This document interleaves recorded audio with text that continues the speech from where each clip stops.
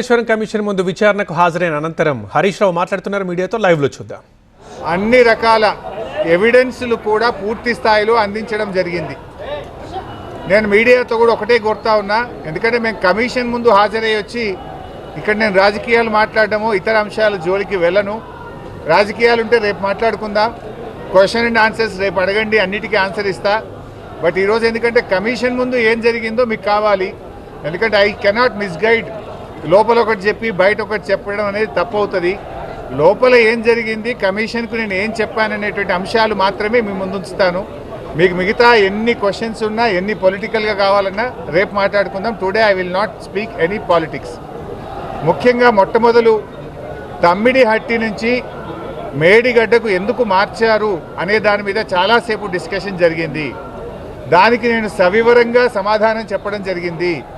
ముఖ్యంగా కొత్తగా ఏర్పడ్డ తెలంగాణ ప్రభుత్వం తమ్మిడిహట్టి దగ్గరే దాన్ని కట్టడానికి అన్ని రకాల ప్రయత్నం చేశాము. నేను ఇరిగేషన్ మంత్రి అయినప్పుడు రివ్యూ చేసుకుంటే ప్రాణహిత చేవెళ్ల ప్రాజెక్టును 7 భాగాలు 28 ప్యాకేజీలుగా నిర్ణయించి టెండర్లు పిలిచి పనులు ప్రారంభించారు. హెడ్ దగ్గర పని స్టార్ట్ చేయకుండా తోకల దగ్గర పని స్టార్ట్ చేసిండ్రు. ఎక్కడైతే నీళ్లు డ్రా చేయాలో, ఎక్కడైతే తమ్మిడిహట్టి దగ్గర నుంచి నీళ్లు తేవాలో అక్కడి నుంచి పని ప్రారంభించకుండా ఎక్కడెక్కడో కాలువలు టన్నెలు తవ్వారు. సో నేను ఇరిగేషన్ మంత్రి అయిన తర్వాత రివ్యూ చేసి మరి ఈ ప్రాజెక్టులో ఆల్రెడీ ఖర్చు జరిగింది కదా, దీన్ని కొనసాగించాలని అప్పటి మహారాష్ట్ర కాంగ్రెస్ ప్రభుత్వానికి మేము కన్సల్ట్ చేశాం. హసన్ మిష్రిఫ్ గారు కర్ణాటక ఇరిగేషన్ మినిస్టర్గా ఉంటే ఆయన దగ్గరికి ప్రభుత్వం ఏర్పడ్డ నెల రోజులకే వెళ్ళి మీరు దయచేసి మాకు అనుమతి ఇవ్వండి, మేము ఇక్కడే మహారాష్ట్ర ప్రభుత్వానికి మేము కోరాం, దయచేసి మాకు అనుమతి ఇవ్వండి, మేము మా వాళ్ళు మాకంటే ముందున్న ప్రభుత్వం మరి తమ్మిడిహట్టిని నిర్ణయించుకొని ఆల్రెడీ పనులు ప్రారంభించారు, 28 ప్యాకేజీలకు టెండర్లు పిలిచారు, మమ్మల్ని ఇక్కడ కట్టుకోవడానికి అనుమతి ఇవ్వండి అని అప్పటి మహారాష్ట్ర కాంగ్రెస్ మంత్రి నీటిపారుదల శాఖ మంత్రి హసన్ మిష్రిఫ్ గారిని కోరాం. ఆ మినిట్స్ ఆఫ్ ద మీటింగ్ కూడా కమిషన్కి అందించాను. ఆనాడు ఇరిగేషన్ మంత్రిగా ఉన్నటువంటి మిష్రిఫ్ గారు చాలా స్పష్టంగా ఏం చెప్పిందంటే, మేము 7 ఏళ్లుగా ఇక్కడ కట్టడానికి ఒప్పుకోలేదు, మా రాష్ట్రంలో ధర్నాలు ఉద్యమాలు జరుగుతూ ఉన్నాయి, మేము 152 మీటర్ల దగ్గర ఒప్పుకోలేము, ఈ విషయం మీద మా ముఖ్యమంత్రి పృథ్వీరాజ్ చౌహాన్ గారు మీ ముఖ్యమంత్రి కిరణ్ కుమార్ రెడ్డికి ఇప్పటికే లేఖ రాశారు అని ఆ లేఖ నాకు అందించారు. ఆ లేఖని ఇప్పుడు కమిషన్ దృష్టికి తీసుకుపోయాను నేను. ఆ లేఖలో ఏముందంటే, మీకు మీరుగా నిర్ణయించుకొని పనులు ప్రారంభిస్తే మీరు చేసే ఖర్చు, మీరు చేసే డబ్బు ఏదైతే ఖర్చు చేస్తుందో అదంతా వృధాగా మారే అవకాశం ఉంది అని పృథ్వీరాజ్ చౌహాన్ గారు మన రాష్ట్ర ముఖ్యమంత్రికి రాసిన లేఖను ఆనాటి కాంగ్రెస్ మంత్రి నాకు ఇచ్చారు. అంటే మీరు ఇట్లా పోతున్నారు, తప్పు అనే విషయం, ఆ విషయం కూడా కమిషన్ దృష్టికి తీసుకుపోయాం. ఎట్ ద సేమ్ టైం ఒక 5-6 మీటింగ్లు జరిగినాయి మహారాష్ట్ర తెలంగాణ మధ్య. 5-6 మీటింగ్లు మినిస్టర్ లెవెల్లో, ఇంజనీర్ల లెవెల్లో, ఫైనల్గా ముఖ్యమంత్రి కేసీఆర్ గారు స్వయంగా మహారాష్ట్రకు వచ్చి మహారాష్ట్ర ముఖ్యమంత్రి ఫడ్నవీస్ గారితో జరిగిన చర్చల మొత్తం సారాంశాన్ని వారికి చెప్పే ప్రయత్నం చేశాం. ఎందుకంటే అనేక ప్రయత్నాలు చేశాం. మహారాష్ట్రలో కాంగ్రెస్ ప్రభుత్వంపై బీజేపీ ప్రభుత్వం వచ్చింది. అప్పుడు గిరీష్ మహాజన్ గారు నీటిపారుదల శాఖ మంత్రిగా ఉంటే 2015 జనవరిలో నేను వెళ్ళి గిరీష్ మహాజన్ గారిని కూడా మీరు ఎంత నష్టపరిహారం అడిగినా ఇస్తాము, దయచేసి మాకు ఉద్యమాల్లో నుంచి వచ్చిన ప్రభుత్వం, నీళ్ల కోసమే తెలంగాణ ఉద్యమం జరిగింది, నీళ్లే మాకు జీవాధారం, మాకు తమ్మిడిహట్టి దగ్గర అనుమతించండి అని గిరీష్ మహాజన్ గారిని కూడా కోరాం. ఆయన కూడా ససేమిరా అన్నారు. అప్పుడు మన రాష్ట్ర ముఖ్యమంత్రి కేసీఆర్ గారు స్వయంగా మహారాష్ట్రకు వచ్చి అక్కడ మహారాష్ట్ర రాజ్భవన్లో విద్యాసాగర్ రావు గారి గవర్నర్ గారి సమక్షంలో మహారాష్ట్ర ముఖ్యమంత్రి ఫడ్నవీస్ గారిని 17 ఫిబ్రవరి 2015 రోజు తమ్మిడిహట్టి దగ్గర బ్యారేజ్ కట్టడానికి అనుమతి ఇవ్వండి అని అనేక రకాలుగా కేసీఆర్ గారు మహారాష్ట్ర ప్రభుత్వాన్ని, మహారాష్ట్ర ముఖ్యమంత్రి గారికి విజ్ఞప్తులు చేశారు. అయినా వారు ససేమిరా అన్నారు. ఫడ్నవీస్ గారు మాట్లాడుతూ, మాకంటే ముందు 7 ఏళ్ళు కాంగ్రెస్ ప్రభుత్వం ఉండే, 7 ఏళ్ళు కాంగ్రెస్ ప్రభుత్వం తమ్మిడిహట్టి దగ్గర ఒప్పుకోనప్పుడు ఇవాళ నేను బీజేపీ గవర్నమెంట్, ఆ రోజు తమ్మిడిహట్టి దగ్గర కట్టొద్దని నేనే ధర్నాలు చేసినా, పోరాటాలు చేసినా, ఇవాళ నేనెట్లా ఒప్పుకుంటా, రాజకీయంగా అది ఎట్లా సాధ్యమవుతుంది, ఒప్పుకునే ప్రశ్నే లేదని ఆ రోజు ఖరాఖండిగా మహారాష్ట్ర ముఖ్యమంత్రి గారు కేసీఆర్ గారికి చెప్పారు. అంటే 7 ఏళ్ళు మహారాష్ట్రలో కాంగ్రెస్, ఢిల్లీలో కాంగ్రెస్, మన దగ్గర కాంగ్రెస్, 3 చోట్ల కాంగ్రెస్ ప్రభుత్వం ఒప్పించడంలో, అగ్రిమెంట్ చేయడంలో, పనులు చేయటాలు చేసిన ఇవాళ నేనెట్లా ఒప్పుకుంటా? రాజకీయంగా అది ఎట్లా సాధ్యమవుతుంది?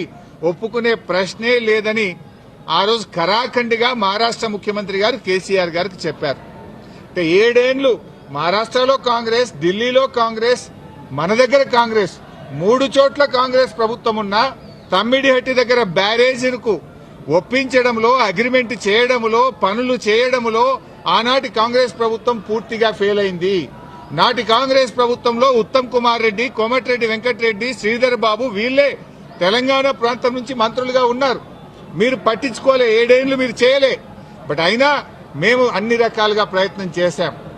ఇంత మధ్యలోనే, ఈ సమయంలోనే సెంట్రల్ వాటర్ కమిషన్ తమ్మిడిహట్టి దగ్గర నీళ్లు లేవు అని 2 లేఖలు రాసింది. 2 లేఖల్లో స్పష్టంగా అక్కడ నీటి లభ్యత తక్కువ ఉంది, మీరు ప్రత్యామ్నాయం చూసుకోండి అని మనకు కేంద్ర సిడబ్ల్యూసి మనకు చెప్పడం జరిగింది. అదేవిధంగా అదే సిడబ్ల్యూసి మీరు కట్టిన రిజర్వాయర్లు తక్కువ ఉన్నాయి, రిజర్వాయర్ల సంఖ్య పెంచుకోండి అని కూడా చెప్పింది. ఇవన్నీ లెటర్లు కూడా ఈరోజు కమిషన్కి ఇచ్చాం. సిడబ్ల్యూసి నుంచి వచ్చిన 3 లేఖలు ఈరోజు కమిషన్కి ఇచ్చాం. అప్పుడు కూడా కేసీఆర్ గారు ఒకవైపు మహారాష్ట్ర ఒప్పుకోవడం లేదు, రెండవ వైపు నీళ్లే లేవు. ఈ పరిస్థితుల్లో ఏం చేయాలని కేంద్ర ప్రభుత్వ సంస్థ వ్యాప్కోస్ కు కేసీఆర్ గారు మరి ఏం చేయాలో ప్రత్యామ్నాయం సూచించండి అని వ్యాప్కోస్ కు మేము ఇవ్వడం జరిగింది. వ్యాప్కోస్ ఎవరో అల్లాటప్ప సంస్థ కాదు, అది సిడబ్ల్యూసిలో అంతర్భాగము, కేంద్ర జలవనరుల శాఖలో అంతర్భాగము. ఆ వ్యాప్కోస్ కి ఇస్తే వ్యాప్కోస్ లైడార్ సర్వే చేసి డీటెయిల్డ్ గా ఎగ్జామిన్ చేసి మాకు మేడిగడ్డ దగ్గర నీటి లభ్యత ఉంటది, అక్కడ ప్రాజెక్టు కట్టుకోండి అని వ్యాప్కోస్ అనే సంస్థ చెప్పింది. ఆ వివరాలు కూడా కమిషన్ కి అందించాం. సో వ్యాప్కోస్ నివేదిక మేరకు, సెంట్రల్ వాటర్ కమిషన్ సూచనల మేరకు మహారాష్ట్ర ఒప్పుకోకపోవడం వల్ల మన ఇంజనీర్ల రికమెండేషన్ మేరకు ఆనాడు రాష్ట్ర ప్రభుత్వం నీళ్లు లేని చోట నుంచి నీళ్లున్న చోటకు మేడిగడ్డ ప్రాజెక్టుకు రూపకల్పన చేశాం. మీరు ఆనాడు నీళ్లు లేని చోట ప్రాజెక్టు ఇరికిచ్చే ప్రయత్నం చేసినారు. 7 ఏళ్లలో మహారాష్ట్రాన్ని ఒప్పించలేకపోయారు. అక్కడ వైల్డ్ లైఫ్ ప్రాజెక్టు కూడా ఉంది, చాప్రాల్ అనే వైల్డ్ లైఫ్ ప్రాజెక్టు కూడా తమ్మిడిహట్టి దగ్గర ఉంది. వైల్డ్ లైఫ్ ప్రాజెక్టుకి అనుమతి రావాలంటే 10 ఏళ్లు అవుతుంది.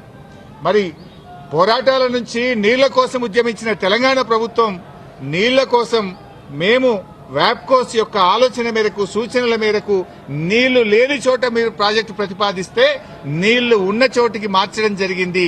ఎందుకు మార్చామనేది documents, evidences, meeting minutes, central water commission లెటర్లు, మహారాష్ట్ర ముఖ్యమంత్రి రాసిన లెటరు అన్నింటినీ కూడా కమిషన్ కు పూర్తి ఆధారాలతో సహా సమర్పించడం జరిగింది. ఎందుకు మార్చవలసి వచ్చిందో సవివరంగా చెప్పేటువంటి ప్రయత్నం మేము చేయడం జరిగింది. కాళేశ్వరం కార్పొరేషన్ కు కేబినెట్ అనుమతి ఉందా అని అడిగారు. కేబినెట్ అనుమతి ఉంది అని స్పష్టంగా వివరాలన్నీ కూడా అందించడం జరిగింది. అదేవిధంగా బ్యారేజీ లొకేషన్ మార్పుల గురించి కూడా అడిగారు. అన్నారం, సుందిళ్ల గురించి అది ప్యూర్లీ టెక్నికల్ డెసిషన్. ఇంజనీర్లు డీటెయిల్డ్ సర్వే ఆధారంగా దేశంలో అనేక ప్రాజెక్టులకు కూడా ఈ రకంగా మారుతుంటాయి.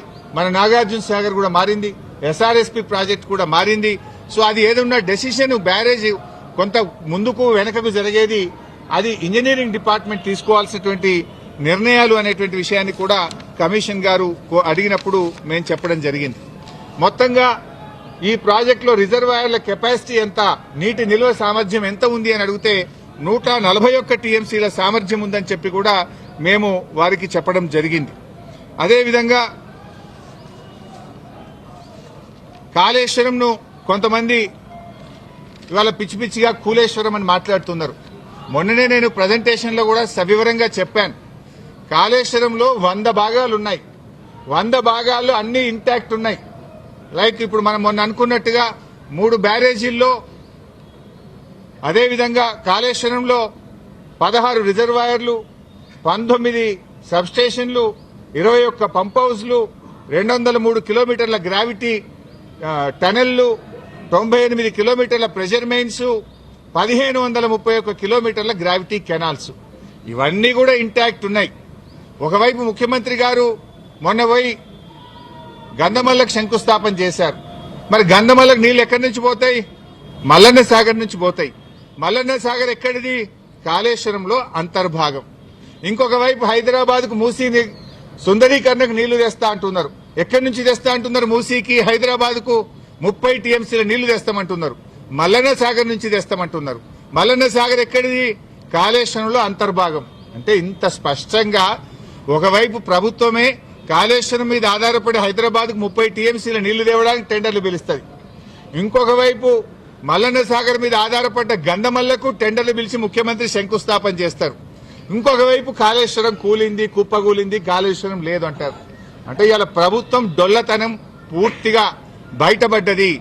ఎప్పటికైనా కాళేశ్వరమే తెలంగాణకు లైఫ్ లైన్, జీవధార అనేది ఇవాళ ప్రజలకు స్పష్టమైంది. కమిషన్ ముందు కూడా చాలా వివరంగా అన్ని కూడా మేము ఏది నోటి మాటగా చెప్పలే, విత్ డాక్యుమెంటరీ ఎవిడెన్స్, సాక్ష్యాధారాలతో సహా గత ప్రభుత్వంలో తీసుకున్న నిర్ణయాలు, సిడబ్ల్యూసి రిపోర్ట్లు, వ్యాప్కోస్ రిపోర్ట్లు, కేబినెట్ నిర్ణయాలు అన్ని కూడా ఆధారాలతో సహా కమిషన్ కోరిన విధంగా మేము సబ్మిట్ చేయడం జరిగింది. See, today no questions, all political questions I will answer tomorrow in Telangana Bhavan.